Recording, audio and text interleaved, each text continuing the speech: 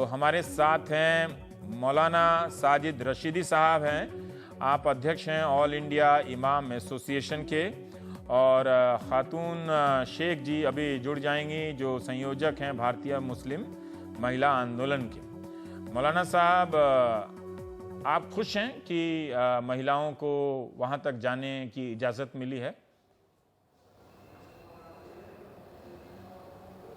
नहीं, देखिए, मैं इससे खुश नहीं हूँ। और हाई कोर्ट का फ़ैसला जो कुछ हुआ है वो कहीं ना कहीं इस्लाम और कुरान के विरुद्ध हुआ है। क्योंकि मैं आपको एक हवाला देता हूँ। मोहम्मद साहब ने कहा है कि औरतों का, जो औरतें मज़ारात पर जाती हैं उन पर अल्लाह की लानत है, अल्लाह की लानत है, अल्लाह की लानत है। दूसरे, इस पर बाकायदा एक फ़तवा भी है जो अहले सुन्नत वल जमात की तरफ से फ़तवा लिया गया, जिनको हम बरेलवी कहते हैं। उसमें साफ़ तौर से लिखा गया है कि औरतों का मज़ारात पर जाना नाजायज़ है। मोहम्मद साहब ने इसको बाकायदा मना किया है, बाकायदा ये हराम है, इसलिए इसको मना किया जाता है कि औरतें मज़ारों पर ना जाएं। दूसरे, एक बात समझ लेने की है जो अक्सर लोग नहीं समझते, और इस वजह से ये कुछ ना कुछ बातें पैदा होती हैं। मस्जिद इबादत की जगह है। मैं आपसे सवाल वहाँ पूछूं, पर देखिए दरगाह शरीफ अजमेर में औरतें कहीं तक भी कहीं भी जा सकती हैं, किसी भी मजहब। जी, अब कुछ मौलाना लोग उसी इस्लाम के तहत दरगाह पे जाना, मज़ारों पे जाने को गैर इस्लामी कहते हैं मज़ारों को नहीं मानना चाहिए, इसकी तो कोई कल्पना ही नहीं है, तसव्वुर ही नहीं है किसी किताब में, किसी हदीस में या किसी अन्य व्याख्याओं की किताब में। तो फिर ये आप बता दीजिए कि दरगाह शरीफ अजमेर है, वहाँ इस्लाम का पालन हो रहा है या हाजी अली में इस्लाम का पालन हो रहा है? कहाँ पालन हो रहा है, मुझे बता दीजिए आप।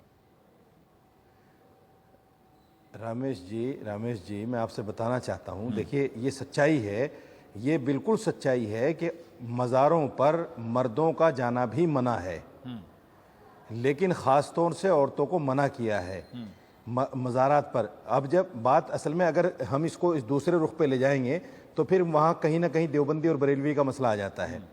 क्योंकि बरेलवी लोग मज़ारात को मानते हैं, उन पे जाकर चादर चढ़ाते हैं, मन्नतें मांगते हैं, बहुत सारी बातें हैं। वो अपने अक़ीदे, अपने मसलक के हिसाब से उस पर अमल करते हैं। हम देवबंदी हैं, हमारा मसलक ये है कि भाई मज़ारात पर चादर ना चढ़ाई जाए, वहाँ जाकर मन्नतें ना मांगी जाएँ, सिर्फ साहिब कब्र के पास जाकर अल्लाह से ये कहा जाए कि ये बड़ा आदमी था, नेक आदमी था, अल्लाह इसके हवाले से हमारे भी कुछ काम बना दे। अब ये बताइए कि 2012 से पहले तो वहाँ इजाज़त थी ही जाने की, थी कि नहीं थी? वहाँ पे 2012 के पहले तक वहाँ पे जाने की इजाज़त तो थी। सुनिए, मैं बताता हूँ। मेरे साथ एक दिन डिबेट में जो वहाँ के मुफ्ती साहब हैं, ट्रस्टी हैं जो, वो भी थे। उन्होंने कहा कि ऐसा कुछ भी नहीं था कि 2011 से पहले वहाँ जाने की इजाज़त थी और बाद में मना किया गया। जहाँ तक 2011 से पहले औरतें जाती थी वहाँ तक आज भी जाती हैं, समझे? उस पर कोई रुकावट किसी तरह की नहीं है। ये कहाँ से पैदा कर लिया गया? दूसरी एक चीज़ मैं साफ कर देना चाहता हूँ, हमारी जो बहनें इस आंदोलन को लेकर चल रही हैं, मैं उनसे पूछना चाहता हूँ कि देखिए, मुसलमान जब होता है आदमी, जब कुरान को माने और हदीस को माने, यानी अल्लाह को माने और मोहम्मद को माने।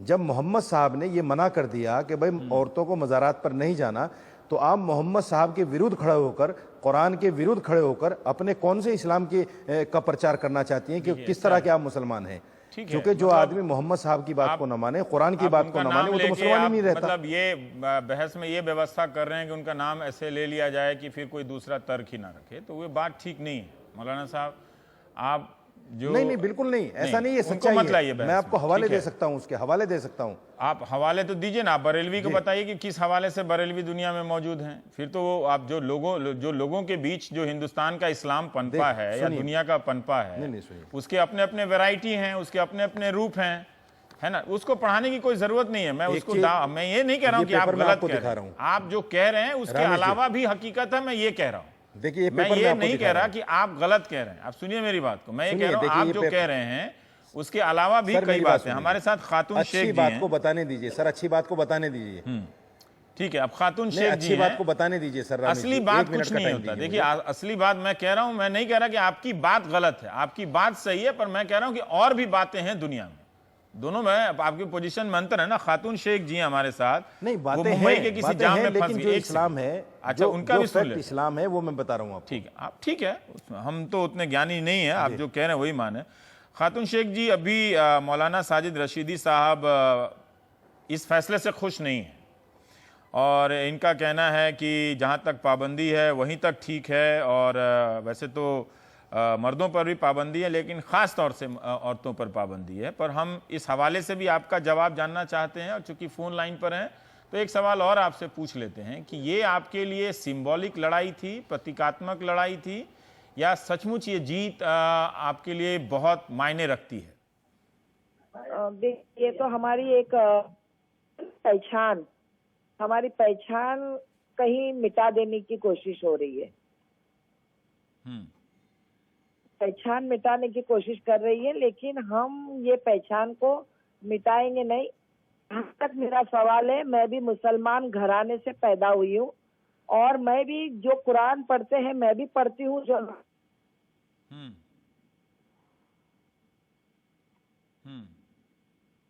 कॉल ड्रॉप हो गया जी।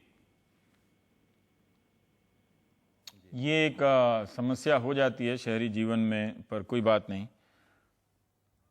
हाँ, हम नूर जहां जी से मिला लेते हैं अगर इनके लाइन में प्रॉब्लम है तो।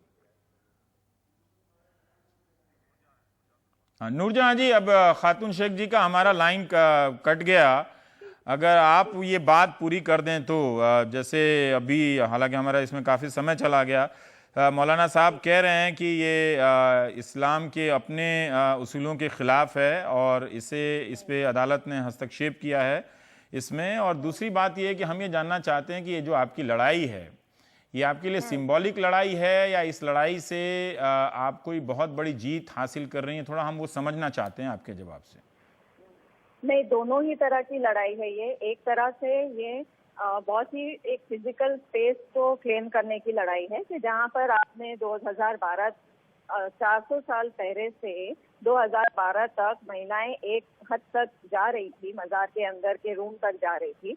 2012 के बाद ये ऐसे क्या हो गया कि कुछ लोगों ने ये तय कर लिया कि 50% ऑफ द पॉपुलेशन जो है वो या बस यहीं तक जाएंगे और 4 कदम आगे नहीं जाएंगे।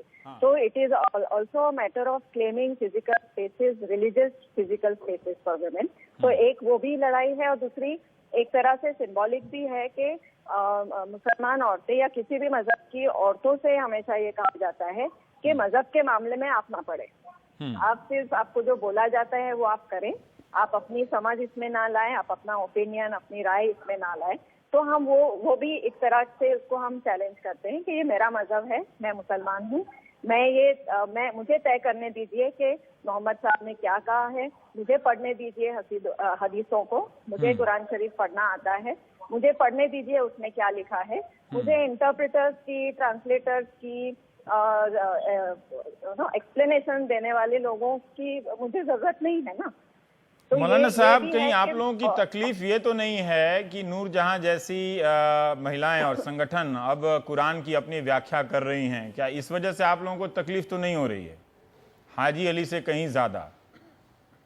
नहीं, देखिए रामेश जी, एक चीज़ मैं आपको बता देता हूँ। हाँ, ये सच्चाई है। मैंने मदरसे में 12 साल पढ़ा है और कुरान को, हदीस को सीखा है। हाँ, लेकिन कुछ लोग आज इस्लाम की व्याख्या करने वाले ऐसे पैदा हो गए जिनका इस्लाम से दूर तक भी वास्ता नहीं है। ये तो गलत बात है सर। मैं अगर अब ये तो कोई मैंने कहे कि नूरजहां की पंडित ही आवाज नहीं व्याख्या सुनी, करेगा जो संस्कृत नहीं, पढ़ा नहीं, है, मैं धर्म की, सुनिए, है ना। देखिए सुनिए, पानी, दूध का दूध पानी का पानी हो जाएगा, दूध का दूध पानी का पानी हो जाएगा। मैं इनसे एक बात पूछ लेता हूँ, उसका जवाब दे दें। नहीं, अब यहाँ ये कौन बनेगा असल में करोड़पति थोड़ी ये चल रहा लड़ाई है। वो लोग लड़ रहे हैं, सवाल पूछ लीजिएगा। नहीं, ये लड़ाई वो लोग लड़ रहे हैं। देखिए, जिनको आपके इस्लाम के जवाब बारे से में ही, जानकारी आपके नहीं जवाब है, में ही जिनको मौलाना यही पता साहब नहीं कुरान कमजोरी क्या झलक कहता है, गई। हदीस क्या कहती है। आपके जवाब में ही कमजोरी, जब आप एक महिला को इस नहीं, बात कमजोरी पे नहीं है, बर्दाश्त मैं- नहीं कर पा रहे हैं, इतना सुनना कि वो कुरान पढ़ती हैं और कुरान, उनकी अकल है कि वो कुरान को समझ सकती हैं, आप इतना बर्दाश्त नहीं कर पा रहे हैं। मतलब आप मैंने क्या नहीं सुना। मुझे ये बता रहे हैं कि कुरान मैंने या उनकी धर्म आवाज के नहीं बारे सुनी, में लेकिन मैं वही सच्चाई समझ के साथ सकता कहता है हूं। जो 12 साल मदरसे में पढ़ा हो?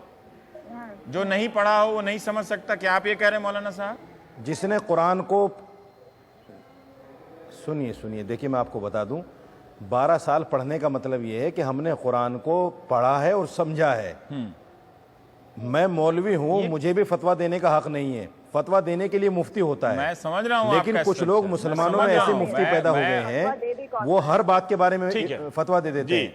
नूरजहां जी, एक आखिरी बात मैं आपसे जानना चाहता हूं कि ये आपकी लड़ाई जो है वो हाजी अली तक ही सीमित रहेगी या और भी, जिस तरह से तृप्ति देसाई ने शनि शिंगणापुर के बाद त्र्यंबकेश्वर का सवाल उठाया, वहां का मंदिर, या और भी आप लोगों की निगाह में ऐसी कोई जगह है? नहीं, फिलहाल तो ऐसा हमने सोचा नहीं है। ये अपने आप में एक बड़ी लड़ाई थी और जिसको हम एक चरण तक लेकर आए हैं। हमारी बाकी टीम मिलेगी और उस पर फिर हम तय करेंगे आगे करना है, लेकिन फिलहाल तो ये जो विजय मिली है, जो जीत मिली है, उसकी हम खुशी मना रहे हैं। बहुत बहुत शुक्रिया। कम से कम व्याख्याओं में आप लोग विविधता पैदा कर रही हैं और एक लड़ाई होती रहनी चाहिए जिससे अलग अलग आए। मौलाना साहब, आप इतना भी बात दिल पे ना लें कि जो आपकी तरह नहीं पढ़ा है कुरान 12 साल 20 साल वो नहीं समझता है, इतना भी दिल पे लेने की जरूरत नहीं। सर बिल्कुल मैं दिल पे नहीं ले रहा हूँ। आप मेरी बात को गलत ले रहे हैं। नहीं बिल्कुल नहीं।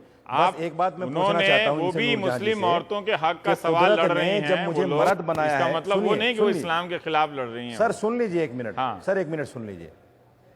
सर एक मिनट सुन लीजिए। जब कुदरत ने मुझे मर्द बनाया है और नूरजहां जी को औरत बनाया है, तो ये बराबर क्यों आना चाहती है? मेरी समझ में नहीं आता। मुझे तो समझ में आ गया, मुझे कोई नहीं दे पा रहा है। थैंक यू, नमस्ते। औरत को जब अल्लाह ने औरत बनाया है तो वो बराबर क्यों आना चाहती है? मेरा प्रोग्राम जो है, मैं तो नूरजहां के साइड से हूं, मैंने बता दिया आपको। थैंक यू, आप आए, बहुत अच्छा है। कुदरत ने बनाया, लेकिन आपकी जो समझ है वो कुदरत से ताल्लुक नहीं रखती है। बहुत सारी इस पे बहस हो चुकी है मौलाना साहब, फिर कभी और करेंगे।